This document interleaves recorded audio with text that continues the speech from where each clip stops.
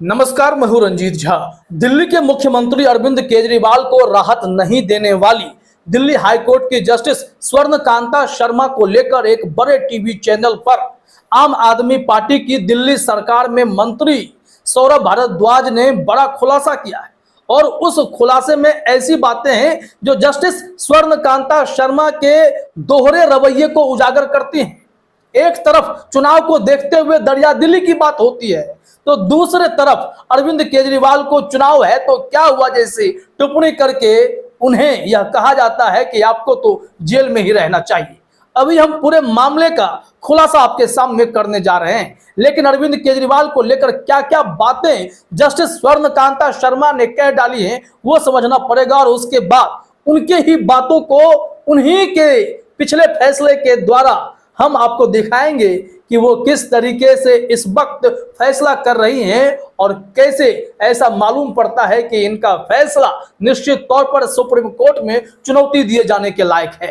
साथ ही साथ हम इस रिपोर्ट में आपको मसाला बॉन्ड केस में ईडी की कार्रवाई पर बैन लगाई गई है वह रिपोर्ट भी दिखाने वाले हैं। और उसमें भी आधार यही है कि चुनाव के दरमियान आप एक उम्मीदवार को परेशान नहीं कर सकते, लेकिन यहां पर उन्होंने अपनी निष्ठा इस तरीके से बताने की कोशिश की कि संविधान की सबसे अधिक चिंता इस वक्त दिल्ली हाई कोर्ट के अलावा और किसी के पास नहीं है, सुप्रीम कोर्ट के पास नहीं है, केरल हाई कोर्ट के पास नहीं है। अभी हम पूरी रिपोर्ट आपके सामने रख रहे हैं और आंखें खुली की खुली रह जाएंगी कि कैसे डबल स्टैंडर्ड अपनाया जा रहा है एक मुख्यमंत्री को सलाखों के पीछे रखने के लिए और बाकी आरोपियों को और दोषियों को बाहर कर देने के लिए, ताकि वो चुनाव लड़ सके।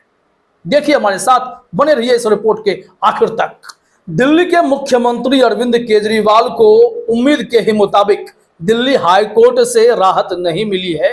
अब वो शायद पूरे चुनाव तक जेल से बाहर नहीं आ पाएंगे, क्योंकि दिल्ली हाई कोर्ट की जज साहिबा जस्टिस स्वर्णकांता शर्मा ने न सिर्फ आज अपना फैसला सुनाया है, बल्कि अरविंद केजरीवाल के ऊपर इतने सारी बातें कह डाली हैं जिसे सोशल मीडिया में खूब भुनाया जाएगा, खूब टिप्पणी की जाएगी कि अरविंद केजरीवाल तो बहुत बड़े कॉन्स्पिरेटर थे और इस शराब नीति मामले में उनकी भूमिका भयंकर है। तमाम ऐसी टिप्पणी जज साहिबा ने अपने फैसले के दौरान कर डाली। दिन भर यह सुर्खियां बनी हैं, लेकिन आम आदमी पार्टी के मंत्री, दिल्ली सरकार में मंत्री सौरभ भारद्वाज ने कहा है कि हम जज साहिबा के फैसले से, दिल्ली हाईकोर्ट के फैसले से सम्मानपूर्वक असहमत हैं। हम सुप्रीम कोर्ट जाएंगे, क्योंकि उनका कहना था कि इसी दिल्ली हाईकोर्ट ने संजय सिंह को एक बार भी राहत देने की कोशिश तक नहीं की, लेकिन जब उसी दलील के साथ हमारे वकील सुप्रीम कोर्ट गए तो वहां संजय सिंह को राहत मिली। लेकिन बात इतनी छोटी नहीं है। जस्टिस स्वर्णकांता शर्मा जो आज अरविंद केजरीवाल को पाठ पढ़ा रही थी कि चुनाव है तो क्या हुआ, कानून अपना काम करेगा, आपकी गिरफ्तारी इसलिए नहीं रोकी जा सकती कि चुनाव आगे चल रहा है। उन्होंने और भी बहुत बड़ी बातें कही है कि यह मामला ईडी के साथ जुड़ा हुआ है, यह आम आदमी पार्टी वर्सेस केंद्र नहीं है या फिर कोई बीजेपी का मामला नहीं है। तमाम दलीलों को जो सिंघवी साहब वहां रखते रहे खारिज कर दी गई जस्टिस स्वर्णकांता शर्मा। यहां कहा जा रहा है कि इस बीच गिरफ्तारी के समय को लेकर पीठ ने कहा कि गिरफ्तारी कोर्ट के कानून के अनुसार होती है, न कि चुनाव के अनुसार। फैसला पढ़ते हुए जस्टिस स्वर्णकांता ने कहा कि इस अदालत की राय है कि आरोपी को गिरफ्तार किया गया है और उसकी गिरफ्तारी और रिमांड की जांच कानून के अनुसार की जानी चाहिए, न कि चुनाव के समय के अनुसार। ये इनके तर्क हैं। एक तर्क और भी था कि जो अप्रूवर है, यानी अनुमोदक, जिन्हें कहा जा रहा है कि उनसे जबरदस्ती 9 बयान लिए जाते हैं, 10वें बयान में केजरीवाल का नाम आता है तो केजरीवाल को गिरफ्तार कर लिया जाता है और इन लोगों को जमानत भी दे दी जाती है। अब तो कोई चुनाव भी लड़ रहा है। जब यह बातें सिंघवी साहब ने समझाने की कोशिश की तो उन्होंने कहा कि आप अदालत पर आरोप लगा रहे हैं, कोर्ट पर आक्षेप मत लगाइए। अनुमोदक वाला जो कानून है वो 100 साल पुराना है और अनुमोदक कोई बोलता है तो उस पर सवाल नहीं उठाएंगे। अब ये हाई कोर्ट ने एक तरफा जिस तरीके से टिप्पणी करनी शुरू कर दी, यह समझ से परे था और यहां पर एक बात और गौर कीजिए, जब टिकट मिलने की बात हुई, इलेक्टोरल बॉन्ड की बात हुई, तो यहां पर जवाब क्या आया कोर्ट से? कोर्ट ने केजरीवाल के इस दावे का हवाला दिया कि राघव मंगूटा और उनके पिता ने बीजेपी को पैसे दिए और कहा कौन किसे चुनाव लड़ने के लिए टिकट देता है या कौन किसे चुनावी बॉन्ड देता है, यह देखना इस कोर्ट का काम नहीं है। यह दलील खारिज की जाती है कि केजरीवाल से वीसी के जरिए पूछताछ की जा सकती थी। यह तय करना आरोपी का काम नहीं है कि जांच कैसे की जानी है, यह आरोपी की सुविधा के मुताबिक नहीं हो सकता। अब इतने बड़े बड़े जो टिप्पणी किए गए हैं और जिस तरीके से बिंदुवार तरीके से अरविंद केजरीवाल पर आरोप लगाते हुए ऐसे आरोप लगाए जा रहे थे जैसे केजरीवाल दोषी साबित हो ही गए हों। और हाईकोर्ट का फैसला इस तरीके से आता है कि सोशल मीडिया को मसाला मिले और जमकर इसे भुनाया जा सके ताकि केजरीवाल की छवि जितनी बिगाड़ी जा सके बिगाड़ दी जाए।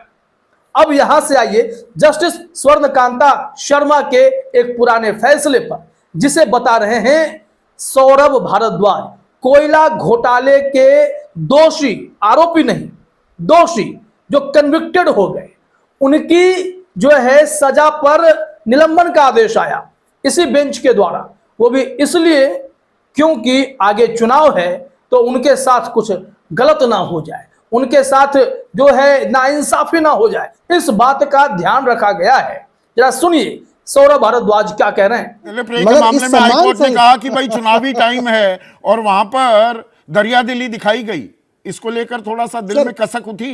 इसी हाईकोर्ट की बेंच, और बहुत सम्मान के साथ मैं कहना चाहता हूं, जस्टिस स्वर्णकांता शर्मा जी ने दिलीप रे करके एक आदमी है, यूनियन मिनिस्टर रहे हैं, कोयले घोटाले में कन्विक्ट हैं। कन्विक्ट मतलब इनके ऊपर जुर्म जो है साबित हो गया है, 3 साल की सजा हुई है। उनकी कन्विक्शन स्टे करते हुए उसी बेंच ने हाईकोर्ट की क्या कहा है कि while granting Ray the relief, the court also took into the consideration his long political career during which he became the union minister।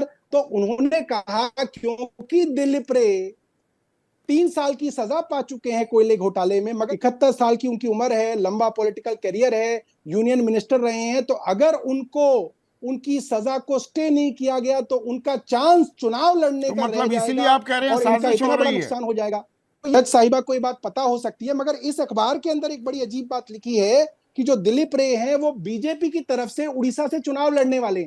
मैं ये तौबा तौबा ये कभी सोच भी नहीं सकता कि हाईकोर्ट के किसी जस्टिस को ये पॉलिटिकल बातों के बारे में पता होगा। करते हुए सोच भी नहीं सकते, बिना सवाल उठाए बहुत से आपने सवाल उठा दिए हैं सौरभ भारद्वाज, बहुत बहुत शुक्रिया। अब ये इतना बड़ा खुलासा है, अब कैसे अब जुडिशरी पर सवाल नहीं उठाएंगे, यह बड़ा मामला है। एक दोषी को जो अब सजा पाने वाले हैं उनके सजा पर रोक लगा दी जाती है, स्टे किया जाता है ताकि वो चुनाव लड़ सकें।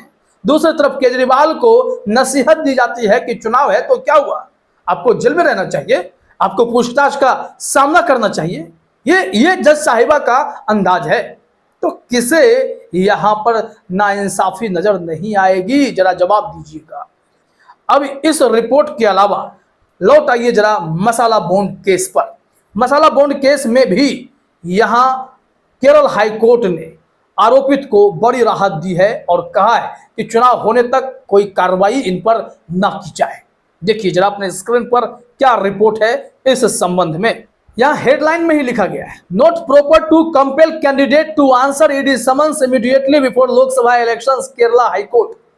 कहने का मतलब यह है कि यह सही वक्त नहीं है जब लोकसभा चुनाव चल रहा हो और आप एक उम्मीदवार को समन भेज कर परेशान कर रहे हो, पूछताछ करने के लिए बाध्य कर रहे हो, यह उचित नहीं है। तो फिर अरविंद केजरीवाल जो एक पार्टी के सर्वा हैं, उनके पार्टी का पूरा अस्तित्व उनके ऊपर टिका हुआ है, तो उन्हें आपने राहत क्यों नहीं दी? यह सवाल दिल्ली हाईकोर्ट की जज साहिबा जस्टिस स्वर्णकांता शर्मा से किए जा रहे हैं। अब यहाँ पर आप थोड़ा इनके स्टेटमेंट को देखिए जो केरला हाईकोर्ट से जस्टिस रवि ने दिए हैं। केरल उच्च न्यायालय ने मसाला बॉन्ड मामले की सुनवाई 2024 के आम चुनावों के समापन तक स्थगित कर दी है। यह देखते हुए कि पूर्व वित्त मंत्री डॉक्टर थॉमस इसाक पथाना मथिट्टा निर्वाचन क्षेत्र से चुनाव लड़ने वाले उम्मीदवार हैं। कोर्ट ने कहा कि डॉक्टर इसहाक को अभी समन का जवाब देने के लिए बाध्य करके चुनाव के दिनों में उन्हें परेशान करना उचित नहीं होगा।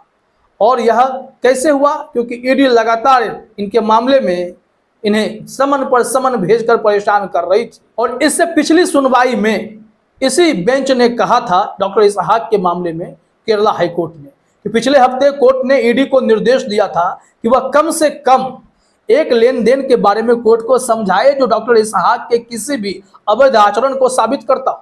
आदेश के अनुपालन में ईडी ने आज न्यायालय के अवलोकन के लिए दस्तावेज जमा किए। ईडी द्वारा प्रस्तुत दस्तावेजों पर गौर करने पर कोर्ट ने कहा कि कुछ लेन देन के लिए कुछ स्पष्टीकरण की आवश्यकता होती है और वो स्पष्टीकरण दिखाई नहीं पड़ी।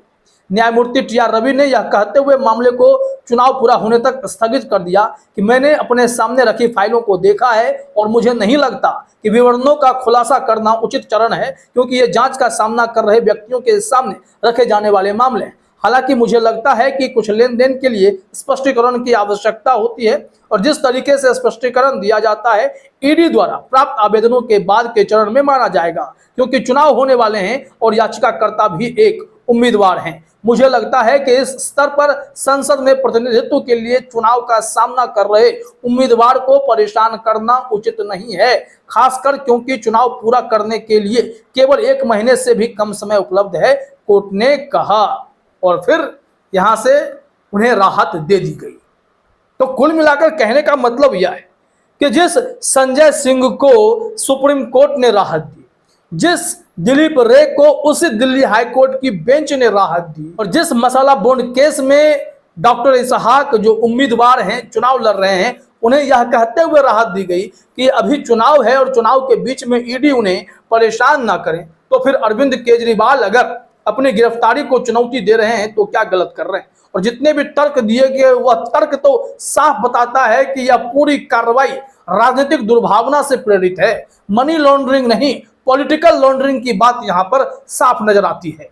ऐसे में अब जस्टिस स्वर्णकांता शर्मा के मामले को सुप्रीम कोर्ट में चुनौती जाएगी और वहां से कुछ ना कुछ राहत की उम्मीद अरविंद केजरीवाल के लिए भी की जा सकती है। फिलहाल इस वीडियो में इतना ही। आप सभी का हमसे जुड़ने के लिए बहुत बहुत धन्यवाद।